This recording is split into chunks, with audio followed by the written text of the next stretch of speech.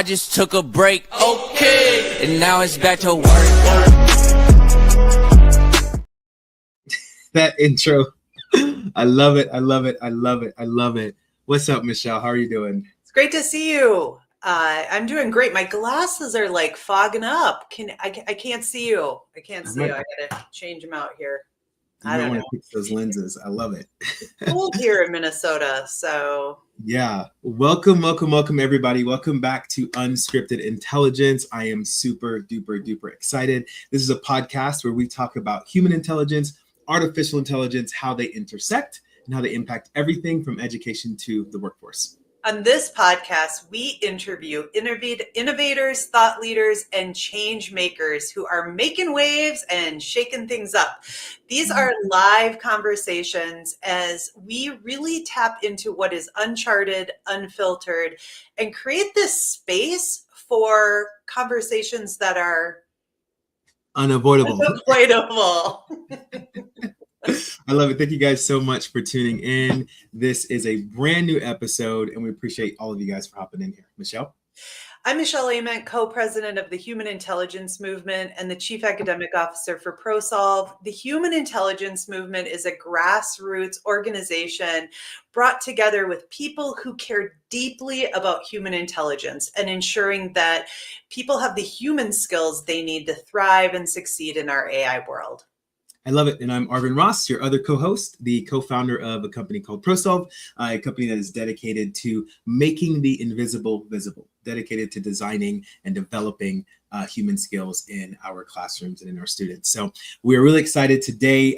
As Michelle mentioned, we are continuing on in this Game Changers series. Michelle, can you give us just a little tidbit about that? The Game Changers series is made possible from a partnership with FETC and Community EDU, and it has been just a phenomenal series for us to bring educators and leaders and industry partners together who are changing the game in education.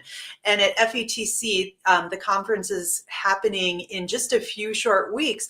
We're all going to get to convene and continue the conversation, continue the dialogue, really making space for doing things differently in our AI world, in our intelligence age. Yes, I see Mark is already in the chat. Dr. Mark, I freaking love you, dude. You are the bomb diggity. We get to interview a lot of change makers, risk takers, and rule breakers in this series, okay? So we're talking about game changers. These are individuals who are literally changing the games that we play on a day-to-day basis. They are changing the rules. They're rewriting the dynamics, the mechanics of some of the things that we engage in as a community. It is really awesome because they're doing this all geared towards helping us move towards what it looks like to be in an intelligence age, specifically with AI. So this is a community conversation, as we always say. Those of you who are watching online and who are viewing or listening online, you are a part of this conversation as well. So when we toss out questions, feel free to hop into the chat and respond to those questions as well. As you guys know, we will sometimes read those questions live. Sometimes we may even bring people on live like we've done in the past. So please do make sure to continue to comment and hop into these live discussions, okay? Thank you guys so much for joining us live. Michelle, actually, wait, before we do that, if you are watching, go ahead and type in the chat your name and where you're from, where you're watching from, and maybe a little bit of information about you so we can see who is with us right now. Now, Michelle, can you introduce the individuals we have as guests today for this podcast? Yes, absolutely. We have three amazing guests joining us tonight. So first of all, it is my pleasure to introduce Dr. Jorge Valenzuela. Dr. Jorge challenges one of the most comfortable assumptions in education, and that is that engagement can be fixed without changing how learning is designed. He's all about project-based learning, student entrepreneurship, and really figuring out how to move from compliance-driven instruction and replace it with purpose, ownership, and relevance. And he works with educators all around the world to design learning that is focused on what students really care about and what the real world really demands. So welcome, Jorge. Yeah. Thank you so much, Michelle and Arvin. It's a pleasure to be here. I'm a fan of the show, and now I'm an even bigger fan, so thank you. Thank you for having me. Thanks for being here. Next up, we've got Tim Needles. Tim reminds us, welcome, Tim. Tim is all about STEAM and reminds us that creativity is not something extra, but it is a part of intelligence. And so Tim is an artist, an educator, and a longtime technology integrationist. I did not just call you old, Tim. Just been in this business a long time, helping students really use technology, media, art, storytelling to really center their student voice and advocate for something different through creative production. Welcome, Tim. Welcome. Yeah, no, I'm excited to be here and to share some of how I think creativity and storytelling are more important than ever in the age of AI. So, that's one of the big things that we'll discuss, I'm sure. Absolutely. And finally, I want to introduce, last but not least, Dr. Kim Abel. Kim is reimagining not just what students learn, but what learning feels like. She's the head of school at Optima Academy Online, and she's all about designing immersive learning environments where presence and curiosity and experience drive engagement. And she's really challenging some assumptions about how attention or time on task with learning and in classrooms needs to look different and what that means for outcomes for student learning. So very excited to have you here as well, Dr. Kim. I appreciate this opportunity. I'm very much looking forward to this conversation. This is fantastic. Thank you. Let's do it. Let's get into it. Michelle, I don't know how you got all three of these giants, these generals onto this one podcast, but I'm always just astounded by how you manage to convince them. I don't know whether you're sending them money or you're sending them gifts or I don't know what you got going on, but you guys are just so on point for this topic. Now, the topic in this episode of the series, you guys know the series is we're redesigning, but we're specifically talking about changing the game, right? And you're here because you all are individuals who are changing the game of student engagement, and it's specifically engagement. So I want to just kind of toss this out here, not only to us five here, but in the chat as well. What exactly do we mean when we say student engagement? What does that mean? I'm not talking about the how. I'm not talking about the actions. I'm talking about what does student engagement mean? Okay. First, I'm going to toss it to Kim. Can I toss it to you first? And then I'll figure out who to toss it to after that. I love this. No, student engagement. Do you remember a few years ago where it said focus is the new IQ? And we thought, wow, focus. Okay, we're going to teach our students to focus. We're going to teach them to focus, and that's going to show engagement. We've realized now with the new tools that we have and the world in which they are submersed, we have got to redefine what engagement really does mean. And focus actually means something different. We're talking about students who are coming from all different types of technology at once. They know how to navigate these systems. So now when we're talking about engagements, we want to somehow get that, we'll use attention, but we want that focus to be geared towards this productive academic experience where we're going to be able to see outcomes, where we're going to be able to see growth. And it can look different in different situations, but I think it's really exciting that we are redefining what that actually means, engagement. I love that. I love that you're coming at it from a standpoint of we are actually redefining it right now in our culture, in our world. So there's a little bit of ambiguity there. I love it. Let me toss it to you, Tim. How would you answer that? How do we define engagement? What exactly does that mean? That's like that magic part as a teacher when the kids are excited to be in class and excited to come to school and really owning the learning themselves. So that kind of lifelong learner mentality. As a teacher, when you hit the right lesson, when you hit the right, project with kids, you just know it because it's just it might be anarchy, it might be silent, but everyone's focused doing their work. And it's that what you really kind of hope for. And I think, in the world of AI and technology tonight, you could mix old school stuff with new school stuff. It doesn't really matter. The tools are secondary. It's all about sort of making sure the content is focused on the kids and making sure that they have actually some choice in what they're learning so that they're driving the learning. I love it. I want to point out, you said a couple words that stick out to me: anarchy, focus, content. I love it. I love that that's mixed in there somewhere. I'm gonna toss it to you, Michelle, and then I'll toss it to George. And then if we have some comments, Michelle, you can come back and read some of those responses. Yeah, I was thinking a lot, Arvin, about the idea of flow.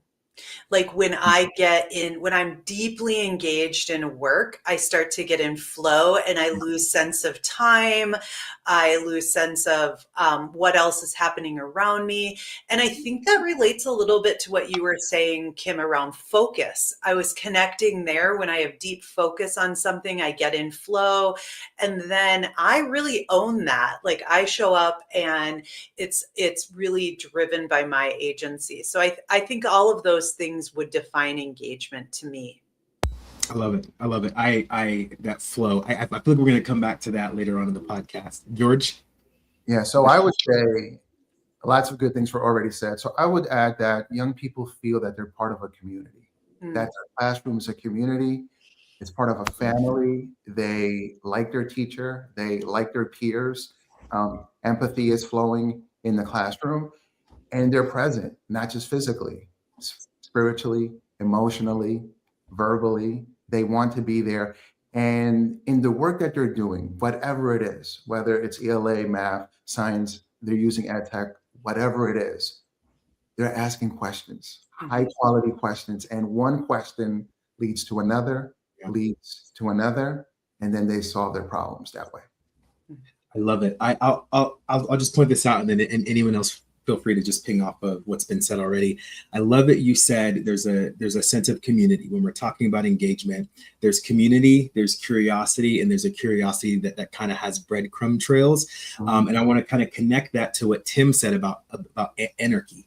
One of the things you mentioned, George, is that it's subject agnostic. That the engagement isn't necessarily tied to a specific subject, but no matter what's going on, and I'll take that back to what Tim said, whether there's anarchy or it looks like a measure of control, the students are feeling a community, they're asking questions, and they're kind of I don't want to use the word engagement to define engagement, but I can't find another word, but they're engaging in the conversation and the dialogue. Would you guys say that's pretty accurate? Yeah, so I do want to speak on that. So a community is like a marriage. It's two or more people that have agreed to learn and grow together.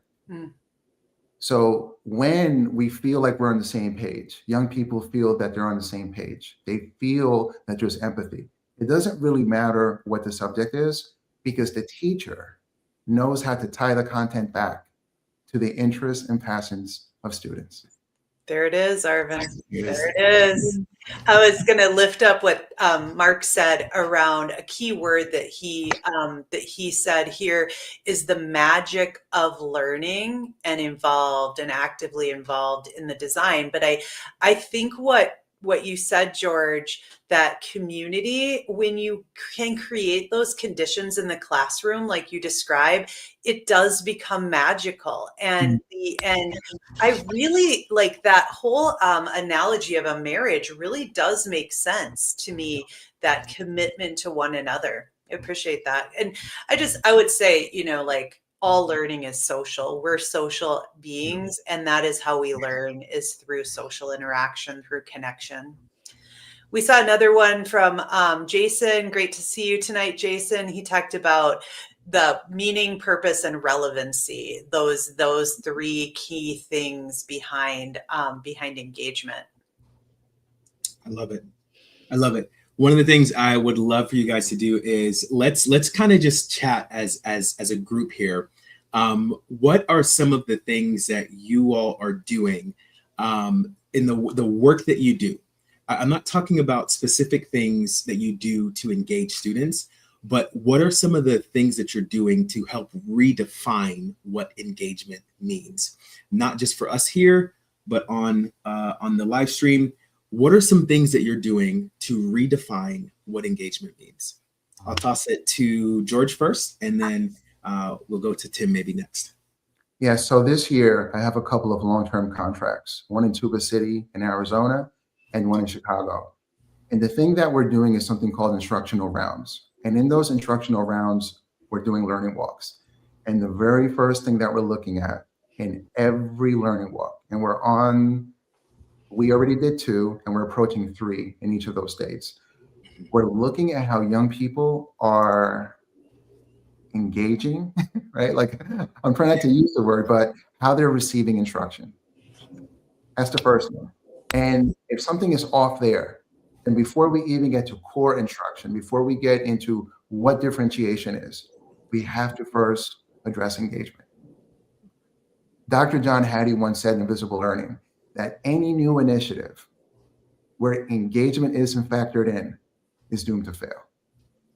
So we have to start there. Mm-hmm. That's how human beings work, right? That's how humans are. Like, there's heart first, right? So we have to start there. Yeah, what I hear you saying is you are making it relevant and you're valuing you.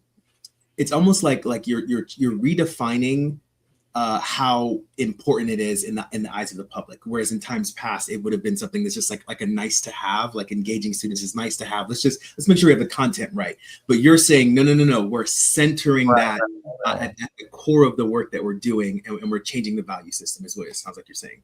I think that in many spaces I've been in, and I've been visiting classrooms since 19 years now, we think that compliance is engagement. Yes.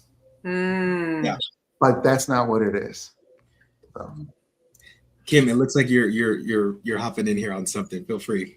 I know. I'm 100% agreeing. And what we're doing is we're looking at space now. And what does it mean to build community? Well, we're building community with students that are tuning in from all over the United States and some in different countries. And what are we doing? We're building a place in the metaverse where they're putting on headsets, they're coming together, they can give a high five and have a sense of connection. But in that space, we can control what's happening. For example, we can look at interests. I just went into a Spanish lesson where the teacher decided that they were going to use Mario stock figures, 3D models, to get them entertained with what she had to teach with her verbs. I mean, we are now looking at something completely different where we can turn sound on for students who need to have a little background music, turn sound off for students who don't. We can now control space. We can bring in a human nature by understanding passions, interests, and goals. And we can solve world problems in a very new way where it used to be too expensive to visit. It used to be too dangerous to touch. It used to be, too painful to climb. But we can now give these experiences and have our students wrestle in this new space in a sense of community, 20, 30 students in there together discussing. Love it. I love it. I have so many questions. For you. Michelle or Tim, either of you want to hop in here? Sure, yeah, I'll jump in real quick. I mean, I have a unique position because I'm still a classroom teacher, but I'm working as a district tech integration specialist. So I get to co-teach all the time. And it gives me a little bit more time to actually see the different classrooms and get a different idea. And you see some people who are still kind of teaching the factory system, and then some people who are really trying to innovate. And I feel like we're in the middle of a revolution in education right now that is a little slow moving. We don't know exactly where it's going. AI is certainly a part of it. It started in the pandemic. And you're able to personalize learning in a way you never could do before. So every student can really have a really personalized experience that caters to them. The technology helps with that. And that's really where this engagement can come from. Like, we're doing projects that are blending some of the old school, techniques with new school technologies. And students are able to just, technology has democratized what you're doing in the classroom. So like every kid could have a podcast, every kid could make an animated film. You don't even need the skills. The skill gap is sort of gone. So, if you have the technology, it's going to change your learning. And you definitely see that happening. So that for me is kind of like the magic of this moment. Like we're able to really redefine what teaching in a classroom looks like. And, it's kind of like there's not a lot of direction in that. So there's a lot of experimentation. There's a lot of working with students to see like, how does this work for you? But it's an exciting time that is full of potential. Love it. Well, we're getting some. I want to shout out a couple of comments and things happening here. Jason Blair talked about how he's creating engagement in his classroom, is developing the dispositions of thinking like an artist, a designer, a change agent. And I think, like, even Tim, what you just said around anybody can be anything. And so if we set students up to really believe that they can think like an artist and a designer, they can go on to build, create, do anything. Dr. Mark talked about, he kind of echoed what you said, George, around engagement or meaningful work with engagement revolves around relationship building and amplifying student voice. And that those two things are things he's doing.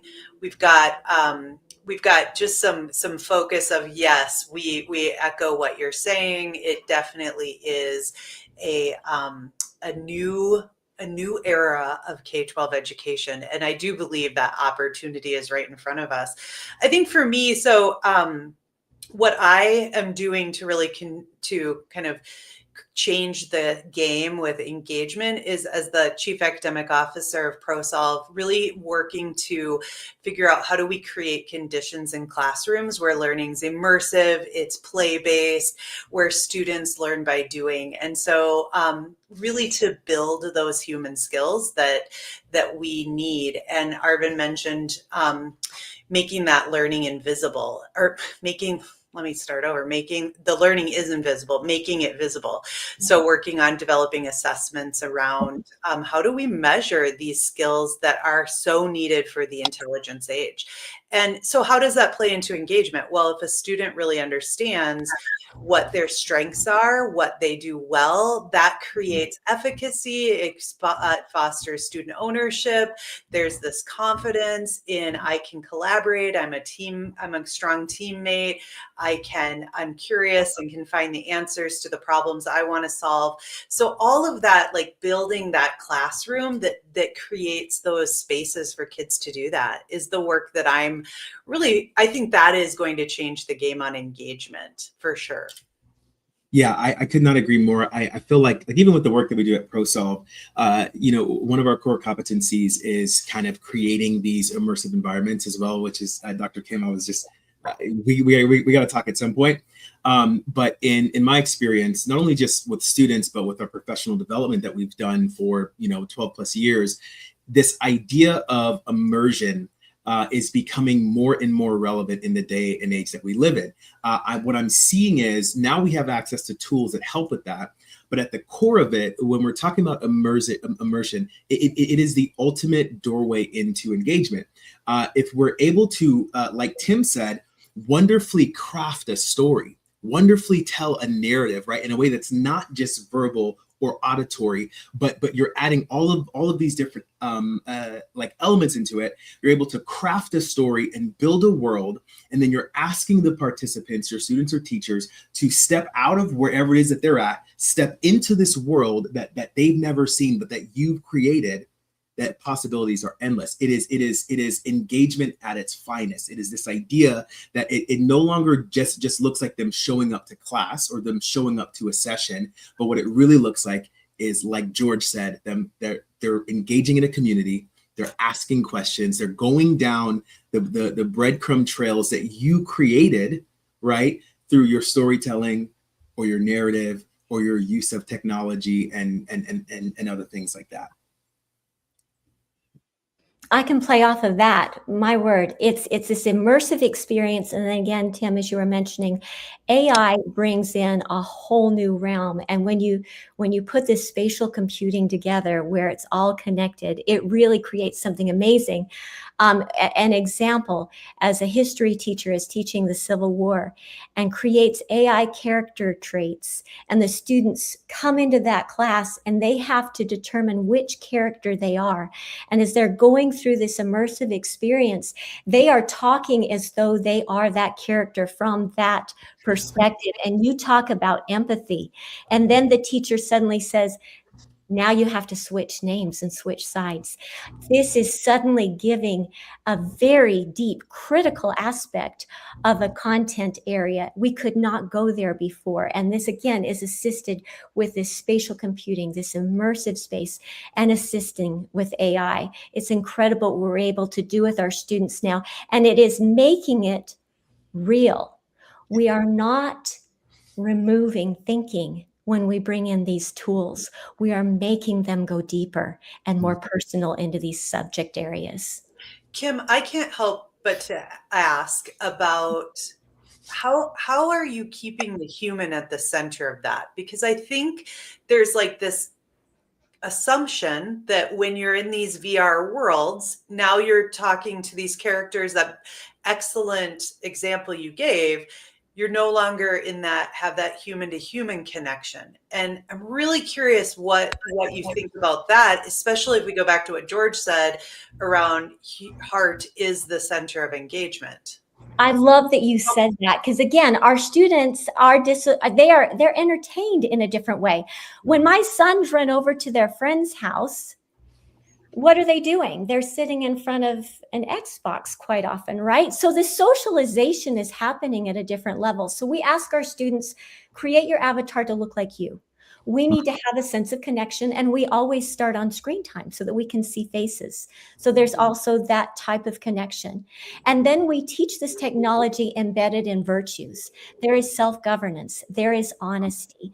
There is, exactly what we want to teach, because as more technologies come into this space, we want them to be able to use them honorably and contribute to society in the best of ways.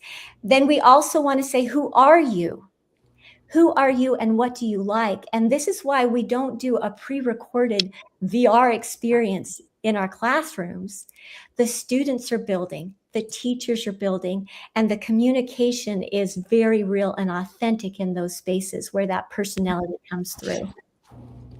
And I love what Kim said about the empathy piece, having students now empathize with their character and also switch. And I just really want to caution teachers that, or impress on teachers, that we are right now flying a plane that we're building at the same time. And we don't know what we're going to build next. But when we have our frameworks and tools like empathy, social emotional learning, whatever math strategies I'm using, whatever I'm using for cognition, then what happens is we don't know what we're going to build, but we know how to build it. And that's the thing. So when we're teaching young people how to use tech from that mindset, from those frameworks, then we're creating creators who are critical thinkers and not just absorbing technology and using it for its sake. Nice. There's a couple comments, Arvin, I want to share. Jason talked about adding in surprise and awe, inspiring immersive experiences. And engagement is lacking because kids show up to school mindlessly and the school day is moving too slow. We need to break the monotony and the help me with the word mundane. Thank you. Thank you. Big words, Jason, tonight. We need to break the monotony of the mundane and oftentimes the boring game of school. So, I think what you just said, George, was having really solid frameworks about values and important elements that humanity needs, like empathy, like human intelligence, like being a creator, all of that. And then how do we bring that into school differently as we build the plane while we're flying? And we're seeing a lot about immersion and the connection to that in driving engagement. I wonder, Arvin, if we want to kind of just tap into that a little bit more. Yeah, let's do that. But first, I'm gonna go to Tim, and then I'll hop on. We skipped Tim. I'm sorry, Tim. Sure, I'm no so problem. excited. Well, for me, like one of the best experiences I have every year teaching is that, we bring students on a trip. So we go abroad, this year we went to the Galapagos. We're coming up on February. We're going to Japan and South Korea. Wow. And part of the reason it's so magical is because it's totally immersive, right? So like when you're traveling, you're taking in culture, you're taking in language, you're taking just a different perspective. So like that's kind of the amazing thing. And like, it's great because you bond with the students and you're having this once in a lifetime experience, especially getting to do it so early. So, I look to like the classroom and like, how do you kind of model that kind of experience and make it a totally immersive thing? And, I'm an artist. So like, I was an art teacher for 25 years and like the arts have become very immersive. If you look at like Yayoi Kusama, some of like the most important artists now, you're going into a room and you're experiencing something or you're interactive. And the classroom really should model that. I mean, they have immersive theater, they have immersive dance, all these kind of really interesting things that are happening, but you don't really see that in the classroom yet. And, I had a chance to go to the Meta headquarters recently and kind of get an idea of like where the VR thing is going. And like, these glasses that I'm wearing all the time now, it's like, you're able to have a conversation with AI walking around. And now that they're kind of doing it with education, it's really powerful. And I got to hang out there with Jen Womble from FETC. So there's going to be a whole VR experience in Florida, which is going to be really exciting. And some of it I had to write I had to sign my life away, so I can't tell you everything that I saw, but it's very exciting that wearable tech is going to be something that really allows for a lot more immersion in school in really interesting ways. And I think that when you kind of add the students to that, it could be really powerful. So like when it's student driven and like you're able to explore a place or an idea, it's just like, it's incredible. And it's like, I can't wait to kind of play with those elements. What I love about this, and I love that we're kind of hitting on this topic of immersion. With what you just said, George, it just made me think of, we're building the plane as we're flying it, right? And I literally think of a visual of a bunch of kids or teachers in a plane that is literally rickety and it's like all over the place. Like this engine's not working. Like, I don't know if you guys ever played Among Us. Michelle has a funny story about that another day. If you guys ever played that, that's what I'm picturing. And so it's like this idea of we are bringing our audience, whoever, into a world and a space and a place where there's, I don't want to say real danger, but the perception and the need for learning something or for doing something, for creating, for solving a problem. That's what I'm trying to say. The need for solving a problem becomes so real that it's as if you are standing in a plane that is potentially going down. And if we can use storytelling, if we can use tech like AR and VR, if we could use whatever resources to accomplish that, then that's where we see the learning. I think back in, I think it was 2016, 17, for ProSolve, we started doing these escape room PD sessions. And I remember designing one on Avengers Endgame. It was literally, so Avengers was everywhere. It was Thanos this and Ant-Man this, and it was such a relevant topic at the time. And so had this idea, designed a whole PD session based on the 4 C's: communication, collaboration, creativity. And we used this Marvel, we probably could have got sued now that I think about it, but we never did. But we used the storyline, we used a different storyline within the universe where Ant-Man had like a brain virus or whatever. Anyways, but we kind of related it to what students and teachers cared about. And we created this real life situation in their classrooms. We decked out the classrooms, all these things.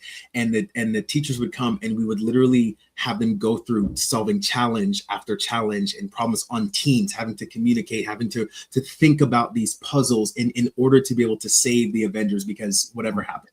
And when I think about that was some of the best feedback we've ever gotten for our PD. It was highly relevant, and they didn't even realize that they were learning in the moment. It was such a good thing. And so I think in this topic of immersion, we're hitting on immersion being a key factor, I think, in changing how we define engagement.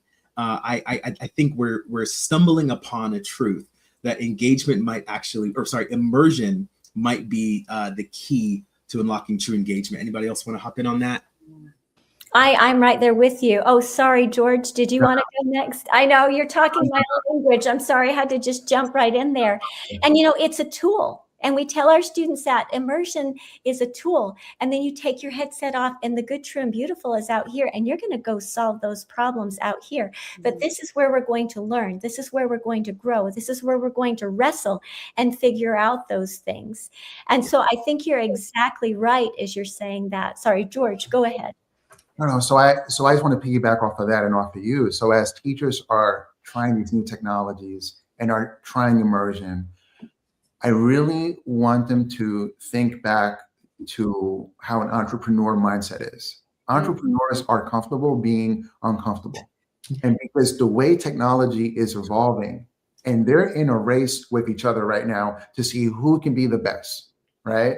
So things are happening so fast that if we become, as teachers and creators, students as creators, comfortable with being uncomfortable, because we have our tools and frameworks and we have our pedagogy, our strategies, then whatever comes our way, whatever the tool is, whatever is next, will be future ready all the time.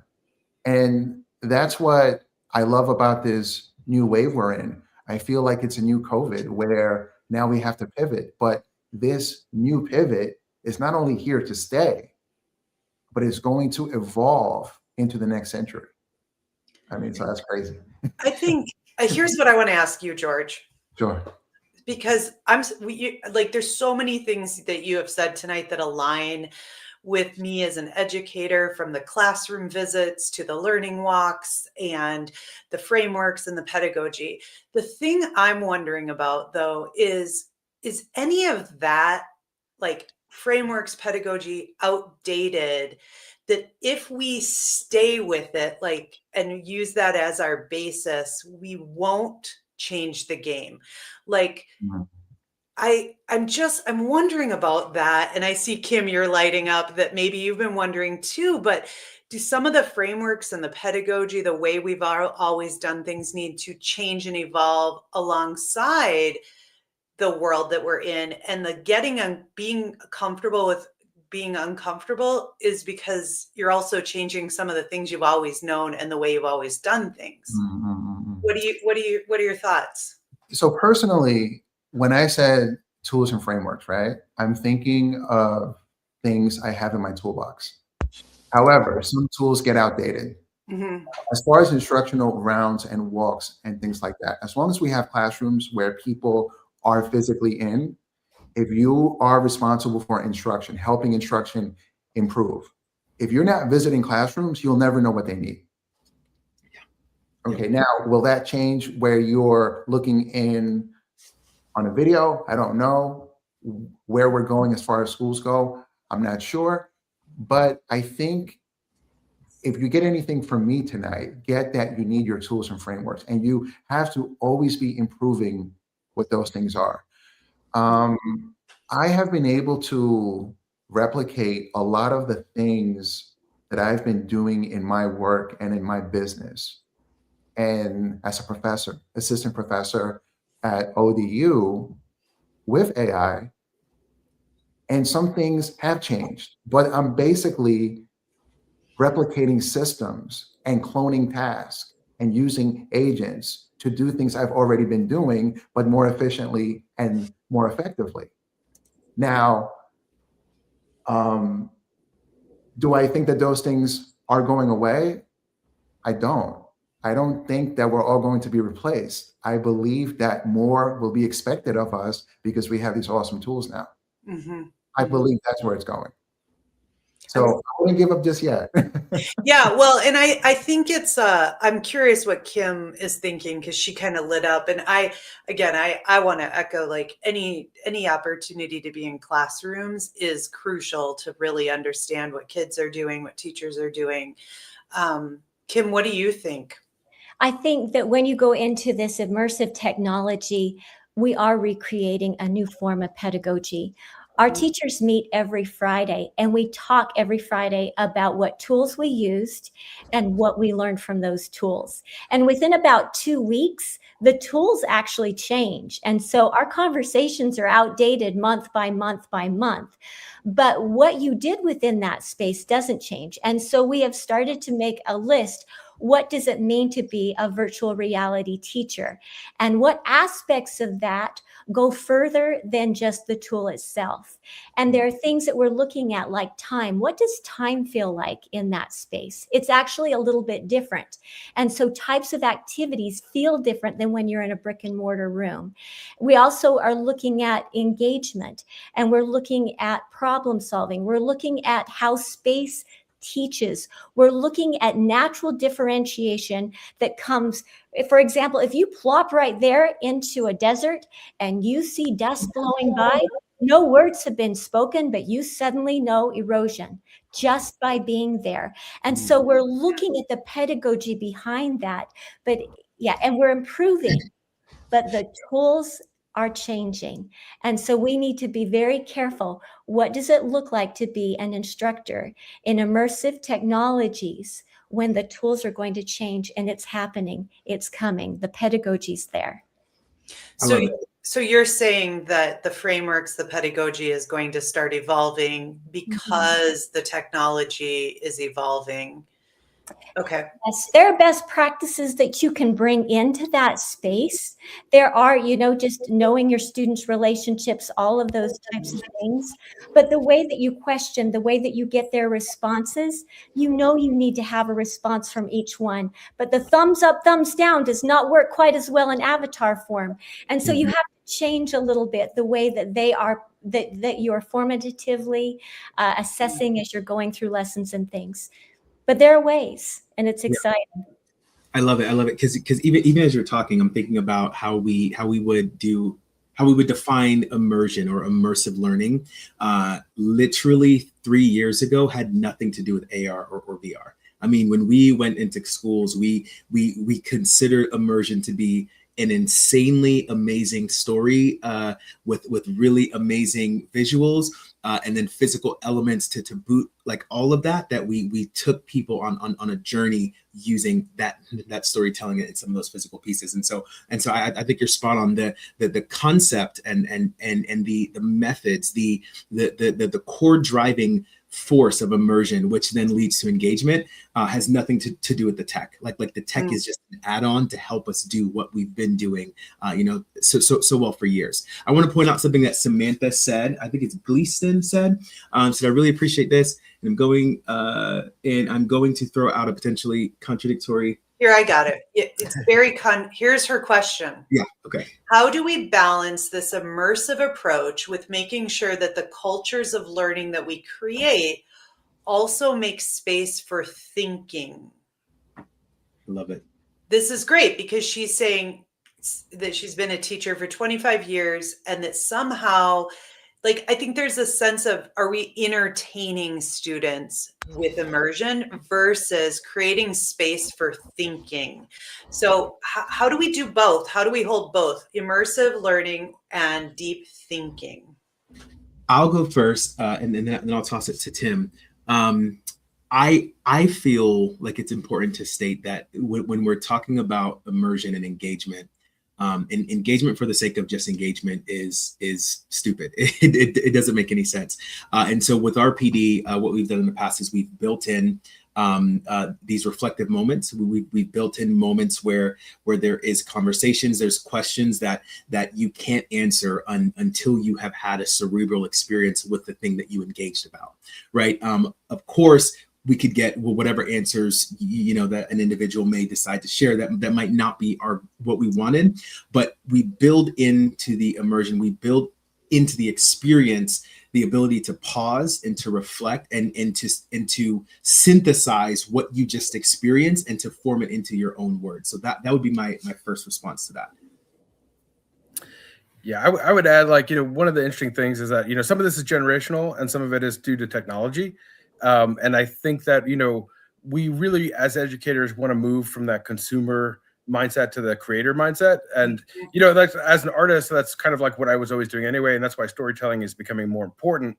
So especially with AI, you could essentially take almost half of what's happening in schools and just get an answer right away. But you want to actually use the tool to promote creative thinking and to promote innovation. So you need to use it in interesting kind of creative ways. You can't just lay back, and enter in, an old lesson and then, get the same result. So I think, I try to create ways of, problem solving that you're using AI. So like, create an invention that will actually help solve the environment and then visualize it with artificial intelligence. When you do something like that, you're actually able to empower students, and then you kind of help turn that towards the creator mindset, because it's like you could do anything today. I mean, like kids could, create their own TV show. They could, make a movie that, you're able to do things so much easier than before, but I don't see them always doing that naturally. So you kind of had to guide them with the technology and kind of show them,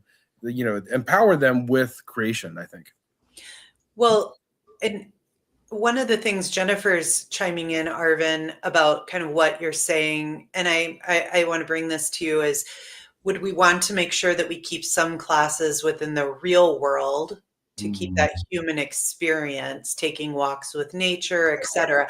And so, Arvin, I think the comment's directed to you, but I'm really also curious about what Kim has to say, and even George, because so go for it, Arvin.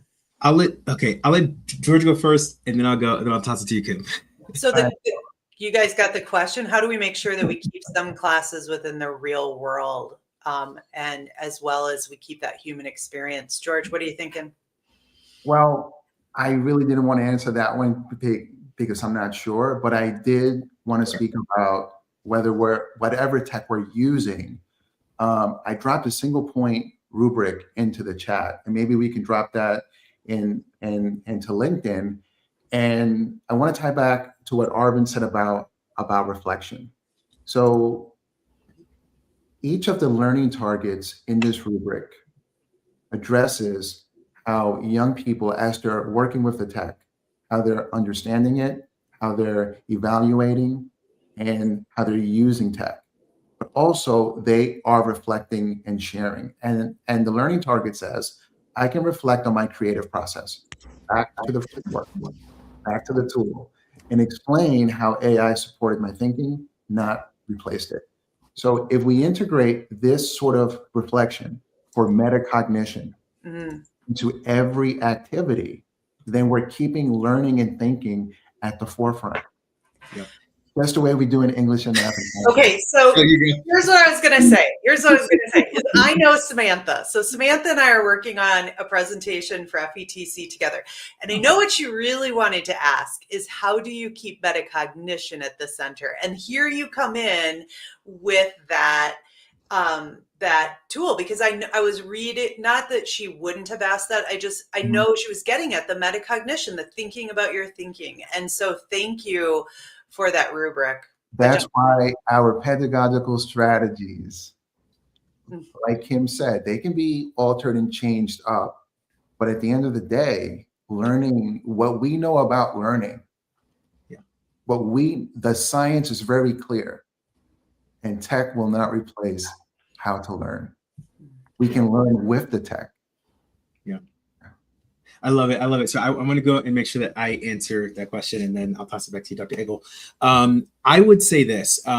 Unfortunately, in some spaces and places, some students or teachers don't have access to some beneficial experiences. Like they may not just have the resources, or they may not even have the knowledge of how to make use of what is at their fingertips. And so while I do 100% believe that we should not like replace like a full nature walk with having it just be VR or AR, I definitely think that there is a space for both. I think that there are some people that just won't get access to the Sahara Desert. There are some students that just will probably never get a chance to go see the Amazon rainforest. And I think that in those kind of cases, having the ability to travel there virtually and have discussions and learning and have them experiencing that, especially at a young age, can then pique their curiosity. Like George said, can create a breadcrumb trail that potentially leads them into a career path or leads them into more questions that they never would have been able to experience. And so while I think, yes, we should definitely still take some of those walks outside in the school backyard, and maybe there is like a small patch of trees on the campus somewhere that we can kind of explore. I think it's more so a both and that we'll really be able to see the benefit. Dr. Abel? I agree. It's just like you were saying, if it's dangerous, if it's expensive, if it's impossible, can you take your child to the moon? You can in VR, you can. And you can also pick up and see what gravity feels like as you're throwing, a boulder on the moon. So you want to say, how am I using this? How am I storytelling with this? How are they these deep thinkers? And then how are they applying? And we have partnerships, we're with a school in Puerto Rico, and we can meet and talk to them. Our Spanish students can talk to them in the metaverse, and some are going to see them, over spring break. We're making those connections and broadening this educational spectrum as we're looking at this tool. And so you're actually opening up the real world. Another example is art. You go into immersive learning and you see artists, you see museums, you see the work, and then our students come out and they're creators themselves. Mm-hmm. We can then take that work and put it back in so we can all look at it and celebrate together, but we're beginning to see how we can go back and forth through these spaces. That's great. Arvin, there's a couple of things I want to Jason Blair's getting some real agreement and kudos with this statement here. He says, as technology gets better at being technology, humans need to get better at being human. Yeah. It's just a good, just do the mic drop, just boom, boom, boom. I love that. That is what we're all about, is keeping those human skills and that human center, the human at the center of all of these conversations. I love it. I love it. I love it. I think it is time for Unavoidable Truths. For those of you guys who are joining in with us for the first time, this is a point in the podcast where we take a moment to have everyone share an unavoidable truth that they have either discovered, revealed, or uncovered or heard of in this conversation here today. So something that is true, that is reality-based, that oftentimes some people might be trying to avoid, or systems might be trying to avoid. So we'll take a moment for everybody to think about what is the unavoidable truth that you have realized in this last 52 minutes of this podcast. I'll go first. Any initiative, any law, any tool, any whatever, where human connection and engagement isn't factored in, is not going to be realized to its full potential. Love it. Perfect. Love it. Yeah. Cool. I'll join too. So, I think that, we are in a revolution in education, and, many schools, many educators are just not stepping up to the reality of that. And I think, technology will help us, but we actually need to change what we're doing as teachers. We're not able to teach the way we used to. I think we really need to innovate, and we need to take risks, and we need to sort of change the entire educational system to empower students, that is centered on them, it's centered on empathy, it's centered on understanding and lifelong learning. The tools are there to help us, but they're not going to do it for us. And I think we really need to kind of step into it fast, because, the federal government's not going to help education in the way they used to. You're not going to get funding for these things. You need to find a way to make a change in your classroom. I'll go next. I'll build on kind of what you said, Tim. This is kind of an unbaked thought, so bear with me here, Arvin. I think the thing that I'm thinking about is, how do we change the game of learning to produce engagement? And I just keep thinking about what, Kim, you said around the technology is pushing the way kids are living day-to-day lives, is pushing. And I think it's pushing the pedagogy, the way we've always done things. While I wouldn't say technology first, I would always say instruction first or learning first. There's something there that we have to recognize, almost like this tug and pull, this paradox that we're in around recognizing how the world is changing and the technology is influencing our classrooms. And then what does that mean to hold that human at the center and the way that we approach learning? And so I do agree with you, Tim, like, it's changing faster than we are embracing. And so my unavoidable truth is to step back and really think about that paradox and how are we holding both at the same time, and what does that mean for us? I love it. What I would say to what my unavoidable truth is on this episode, I have to preface it with this. And this is not a fully baked thought either, Michelle. I feel like the unavoidable truth that I've discovered in this call is that there are many things that contribute to real and true authentic engagement. And to name 3 of them that I think we've surfaced in this call, one word is anarchy. Another word is community. And I think the third word is immersion. I think that I can't fully bake out how those 3 work together, but I think if I was to go to my chat and ask it, hey, can you use these 3 words to help define and to redefine and to change what we previously have probably understood engagement to be, I feel like it would give a really, really solid answer for what engagement should look like. So I'd say my unavoidable truth is real, true, authentic, redefining the word engagement, uses the concept of anarchy, the concept of community, and the concept of immersion. I love that. I love that. That goes with mine. We are on the cusp. We have so much farther to go in understanding the potential of what this is going to mean for students. We are only beginning to see how to build community in these spaces. We're only beginning to see how to storytell question. And there is so much more to come. And I think what we have said here today is foundationally, we must keep it virtue-based, human, and allow students to use these technologies and then really understand these soft skills around and surrounding it. Love it, love it, love it. Michelle, you want to read some of the responses to the unavoidable truth question? Yes, Samantha says, always the paradox as an unavoidable truth. Dr. Mark talks about we can't count on compliance to foster creation. We have to leverage human connection and the available tools to amplify learning. So those are a couple unavoidable truths. Maybe some of them slowly come in. So we'll see maybe as we start to wrap if we've got a couple others to read off. I love it. Thank you, thank you, thank you. Really quickly, before we hop off here, can you all tell us and tell the audience where they can keep up with you, where they can find some of your work, where they can follow your journey, give them your socials or what have you, whatever it is you want to tell them so they can keep up with your journey. Let's start with you, Tim.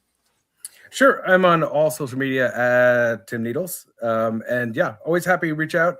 I know a lot of people in the chat, so great talking to everyone tonight. Pleasure to be here. Love it. Thank you so much. Dr. Kim. Oh, you're muted. Thank you. Thank you.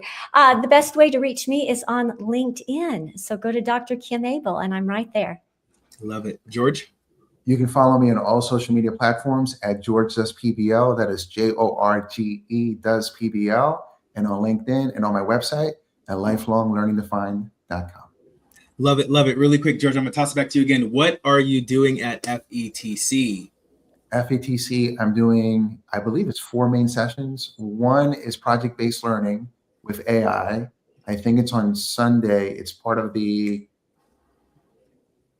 a 2-hour track, but it's like the pre-conference, right?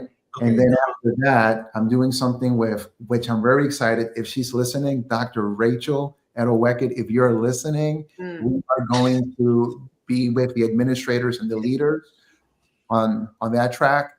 I'm also doing Leading with Love and Instructional Innovation, Empowering Educators, talking about instruction, Michelle, important too. And then I'm doing another session on PBL and AI again. And I believe that's in one of the ballrooms. So you want to check me out on that one. And then another one I'm doing, which I hope I get to do. I heard yes, but we're not sure yet. Heal before you reveal. The blueprint for emotionally intelligent leadership. And then my last session, which I know has been approved, is something along the lines of helping edupreneurs and entrepreneurs level AI for their socials and for their entrepreneurship. Something like that. I love it. I love it. I'm just freestyling. Yeah. I'm excited. Y'all make sure you go check out those sessions. We had Rachel on the podcast. I think either last episode, the episode before that, one of those.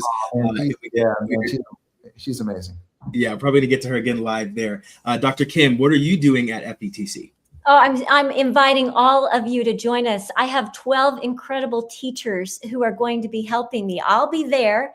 They'll be in headsets, and we are going to be running back-to-back sessions as though you are the students. So we have a special VR classroom that's Sunday, Monday, Tuesday, and Wednesday. You can go on the app and sign up for a class. You can choose your content area, math, ELA, Spanish, whatever you want to do, but come in for 45 minutes and you will be a student and you'll be able to experience what it's like going to school in the metaverse. Oh, you're going to that, Arvin. Yeah. We're going to that. And then we're going to interview some of those kids and interview some of those teachers. I love it. I love it. Tim, what are you doing at FETC? So I'm going to be doing the art of engagement. So if you like this podcast, you'll definitely like that session. I'm doing one on steam power with the generative age. So talking about makers and AI. I have another one on 5 creative advocacy projects, helping students advocate for themselves with creative projects. And then, of course, I'm doing a book signing for my book, Steam Power. What a powerful lineup. If you guys do not go check out wait. Michelle, what are we doing? What are we doing? I was like, what? We have 4 amazing sessions along with podcasting and a meetup that you are all invited to. Jenna's going to drop the link and we'll help you get signed up for that. But here's our sessions. Arvin and I are going to talk about the future is human, all about some unavoidable truths that are holding us back and that we need to overcome. We've got a session with Samantha, who was on the chat tonight, and Nisha about building irreplaceable leaders through human AI partnerships. We've got another where Arvin and I will be leading Unlock Teamwork, where we will be in an immersive environment, running around solving challenges, building teamwork, and really thinking about what does it mean to build human skills in an AI world. And then we have Unlocking Human Intelligence, a panel discussion with 5 human intelligence team members. So lots of things happening there, human-centered, human intelligence. It's going to be a whole lot of fun. I love it. We are in for a jam-packed FETC this year. Thank you guys so much for tuning in. Guests, thank you all so much. Y'all are fire. Lots of mic drop moments here tonight. If you guys are interested in following the podcast, make sure to go check us out on Apple Podcasts, Spotify, LinkedIn Live, YouTube. We even have a TikTok where there's fun little clips on there and stuff that's going on. You guys can follow us at all of those. Thank you so much, Jenna, who is our producer. She's in the background making all of these amazing things happen. And also, if you're interested in sponsoring or becoming a sponsor on this podcast, please reach out to us at thehumanintelligencemovement.org, and you can learn more about that, what that entails, and you can learn how to keep pushing and propelling these messages. Okay, Michelle, what are we doing next, or what's happening on the next episode? So next episode is January 8th, right before we all head to FETC. We will have Alana Winnick, the keynote speaker, on our podcast to really hype up the conference and what she'll be talking about and getting ready to see each other in just a few short days. So that is coming on January 8th at 6:00. And then we'll all be at FETC. So that is what is coming up next. Love it. Love it. Thank you guys again for hopping in here. Thank all of you who are watching and tuning in live and have been commenting. With that being said, we'll close out today's episode and we will catch you on January 8th. Yes. Thanks everyone for joining tonight.